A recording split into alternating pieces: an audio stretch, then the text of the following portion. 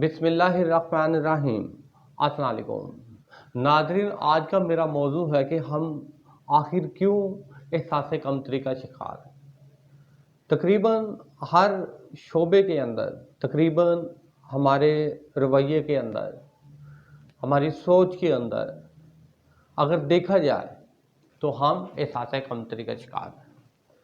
ये एहसास कमतरी हमारे मुआशरे के अंदर, हर फर्द के अंदर क्यों मौजूद है, और ये एहसास कमतरी आखिर वो कौन से फैक्टर्स हैं जिसकी बुनियाद पर किसी भी कौम के अफराद में, किसी भी कौम की सोच में पैदा हो जाती है।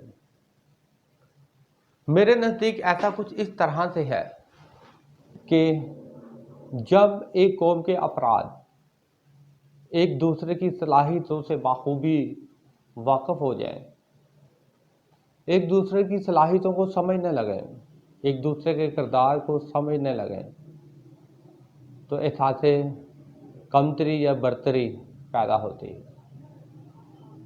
अब एहसास कमतरी का किरदार से क्या ताल्लुक़ है? आखिर मेरे ये अल्फाज सोचने पर मजबूर क्यों करेंगे आपको? क्यों जब मार्केट के अंदर मेड इन पाकिस्तान और मेड इन फॉरेन कंट्री की दो प्रोडक्ट्स हों, तो ये पाकिस्तानी कौम फॉरेन प्रोडक्ट को प्रेफर करती है? आखिर ऐसा क्यों है? क्यों हमें ऐसा महसूस होता है कि फॉरेन पीपल हमसे बेहतर काम करते हैं, जबकि हमारे यहाँ बहुत ही अच्छी सलाहियत के लोग मौजूद हैं? आखिर हमारी ऐसी सोच क्यों डेवलप हुई?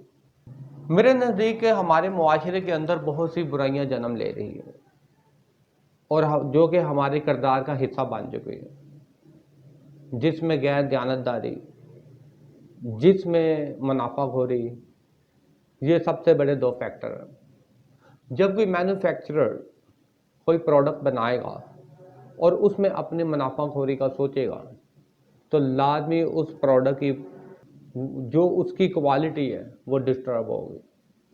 वो अपनी मुनाफाखोरी की आड़ में वो तमाम हरबे इस्तेमाल करेगा जो इसको मुनाफा देंगे। मसलन अगर किसी प्रोडक्ट पे खाम माल एक ख़ास क्वांटिटी से डाला जाता है, वो उस क्वांटिटी को अगर कम करता है, कम करने का ताल्लुक उसकी ईमानदारी के साथ है। इसका मतलब ये है कि अगर वो क्वांटिटी कम करेगा तो वो ईमानदार नहीं होगा, उसका किरदार ठीक नहीं होगा।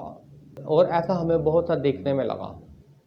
अब ज़िंदगी के हर शोबे में देखें, अब ज़िंदगी के यहाँ के किसी भी शोबे में देख लें जाकर, आपको बहुत कम लोग ऐसे मिलेंगे जो मुकम्मल दयानतदारी के साथ इस मुआशरे की खिदमत कर रहे हैं।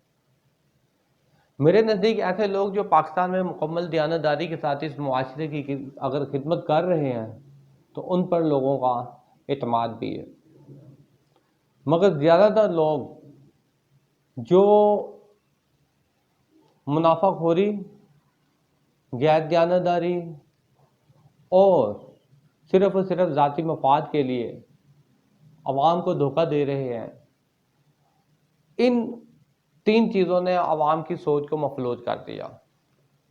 शायद ये कौम बेहतर तरीके से ये जानती है कि बाहर के लोग जब कोई प्रोडक्ट तैयार करते हैं तो वो मुकम्मल ईमानदारी के साथ करते हैं, जिसकी वजह से इस कौम का एतमाद बाहर की प्रोडक्ट पर ज़्यादा है, और ये कौम उस प्रोडक्ट को परचेज करते हुए और दूसरों के सामने कहते वक्त बड़े फ़ख्र महसूस करती है।